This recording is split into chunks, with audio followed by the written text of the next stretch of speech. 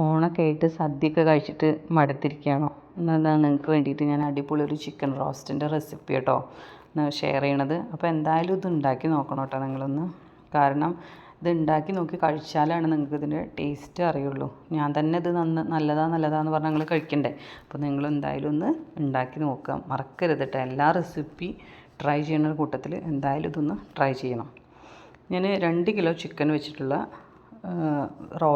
Chicken റോസ്റ്റാണ് ചെയ്യുന്നത്. അതിലേക്ക് 4 സവാള ഞാൻ എടുത്തിട്ടുണ്ട്. പിന്നെ 3 തക്കാളി എടുത്തിട്ടുണ്ട്. മീഡിയം വലിപ്പമുള്ളതാണെങ്കിൽ 2 എണ്ണം മതി. പിന്നെ ഇഞ്ചി, വെളുത്തുള്ളി, പച്ചമുളക്, മല്ലിയില, പുതിനയില. ഇനി നമുക്ക് ആദ്യം ചിക്കൻ ഒന്ന് മാരിനേറ്റ് ചെയ്ത് വെക്കാം. അതിന് വേണ്ടിയിട്ട് ഒരു പകുതി നാരങ്ങയുടെ നീര് വേണം. പിന്നെ മുളക് പൊടി വേണം. അപ്പോൾ ഈ മുളക് പൊടി പറഞ്ഞാൽ കാശ്മീരി മുളകും സാദാ മുളകും കൂടി പൊടിച്ചതാണ്. അത് 2 സ്പൂൺ ഇട്ടിട്ടുണ്ട്. പിന്നെ കുറച്ച് ഗരം മസാലയും മഞ്ഞൾപ്പൊടി, ഉപ്പ്, കുരുമുളക് പൊടി. അപ്പോൾ ഞാൻ ചിക്കൻ കുറച്ച് വലിയ പീസിലാണ് ചെയ്തിരുന്നത്. നിങ്ങൾക്ക് ചെറിയ പീസാണ് താല്പര്യം വെച്ചെങ്കിൽ അങ്ങനെ ചെയ്യുക. ഇനി ചാറോട് കൂടിയ കറിയാണ് വേണ്ടതെങ്കിൽ അങ്ങനെ ചെയ്യുക. ഞാൻ അതിൽ പറഞ്ഞു തരാം വീഡിയോയിൽ എങ്ങനെയാണ് അത് ചെയ്യേണ്ടതെന്ന്. എന്നിട്ട് കുറച്ച് കോക്കനട്ട് ഓയിൽ വെച്ചിട്ട് ചിക്കൻ നന്നായിട്ട് മാരിനേറ്റ് ചെയ്ത് വെക്കണം. എനിക്കെപ്പോഴും തോന്നിയിട്ടുണ്ട് ഈ ചിക്കൻ നമ്മൾ പെട്ടെന്ന് ഈ ഉള്ളിയും തക്കാളിയൊക്കെ വാട്ടിയിട്ട് അതിൽ ചിക്കൻ വെക്കുമ്പോൾ വേവാൻ ഒരുപാട് താമസം വേണമെന്ന്. അപ്പോൾ ഇങ്ങനെ ചെയ്ത് നോക്കുമ്പോൾ എളുപ്പമായിട്ട് വേവുന്നുണ്ട് കേട്ടോ. നല്ല സോഫ്റ്റാണ്. എളുപ്പം ചിക്കൻ കറി എളുപ്പമാവും. ആകെ മെനക്കെട്ടിൽ പറഞ്ഞാൽ 2 പാത്രം ഒന്ന് കഴുകണമെന്നേ ഉള്ളൂ, അല്ലാണ്ട് പ്രശ്നമൊന്നുമില്ല. അപ്പോൾ ഞാൻ ഈ ചിക്കൻ മാഗ്നേറ്റ് ചെയ്ത് ചിക്കൻ ചെറിയതായിട്ട് ഷാലോ ഫ്രൈ ചെയ്തെടുക്കുകയാണ്. അപ്പോൾ നിങ്ങൾക്ക് വെളിച്ചെണ്ണ കുറവ് മതിയെങ്കിൽ ഇതിലും കുറവ് ഒഴിക്കാം. ഞാനൊരു 2 ടേബിൾ സ്പൂൺ ഒഴിച്ചിട്ടുണ്ട്. നിങ്ങൾക്ക് 1 ടേബിൾ സ്പൂണാണ് വേണ്ടതെങ്കിൽ അത്രയും ഒഴിച്ചാൽ മതി. എന്തെങ്കിലും കുറച്ച് ഒഴിക്കണം. എന്നിട്ട് ഫുള്ളായിട്ട് ചിക്കനിൽ പരത്തി വെച്ച് അടച്ച് വെച്ചിട്ട് തിരിച്ചു മറിച്ചും ഒന്നിങ്ങനെ ഇളക്കി കൊടുക്കുക.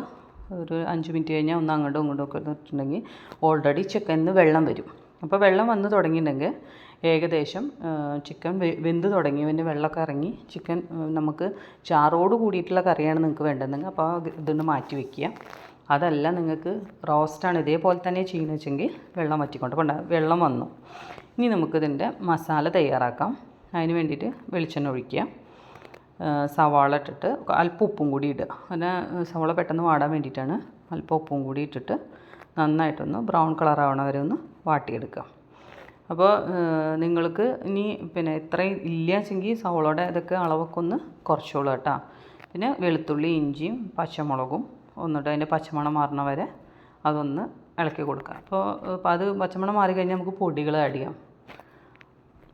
നന്നായിട്ട് മിക്സ് ചെയ്ത് കൊടുക്കുക. നല്ല പച്ചമുളകൊക്കെ നന്നായി മാറിക്കോട്ടെ. അതിലേക്ക് കുറച്ച് കറിവേപ്പിൻ്റെ ഇല ഇട്ട് കൊടുക്കുക. പിന്നെ മുളക് പൊടി, കുറച്ച് ഗരം മസാലയുടെ പൊടി കൂടി ഇട്ട് കൊടുത്തിട്ടുണ്ട്. മസാലയിലേക്ക് ആവശ്യമുള്ളത് നന്നായിട്ട് മിക്സ് ചെയ്ത് കൊടുക്കുക. ഇനി നമുക്ക് തക്കാളി അരിഞ്ഞ് വെച്ച തക്കാളിയും കൂടി ഇട്ട് കൊടുക്കുക. 4 ഇപ്പോൾ നിങ്ങൾ 2 എണ്ണം എടുത്താൽ മതി. അതായത് വലിയ തക്കാളി ആണെങ്കിൽ 2 എണ്ണം തന്നെ എടുത്താൽ മതി, അല്ലെങ്കിൽ പുളി ഏറണ്ട. ഞാനിപ്പോൾ ചെറുതായതുകൊണ്ട് 3 എണ്ണം എടുത്തിട്ടുണ്ട്.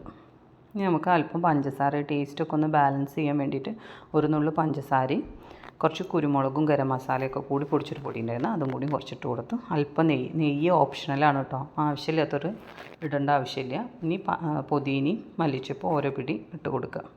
ശരിക്കും നമ്മളെ ചിക്കൻ കറി റെഡിയായി തുടങ്ങി.